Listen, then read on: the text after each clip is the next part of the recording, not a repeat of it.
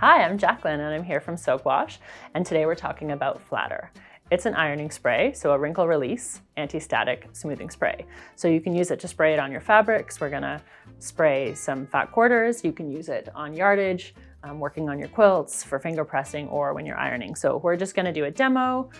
This is our fragrance Lacy. There's lots of different fragrances and there's also scentless. So we're gonna spray it on one side here. It's a fine mist spray, so you can see, you don't really see it on the fabric even though it is saturated. And we're gonna give it an iron. So watch this, a little press. So this side has flatter and this side does not. And you can see how quickly already the wrinkles are releasing. We'll just give it a little bit more because it is production creases from the fat quarters.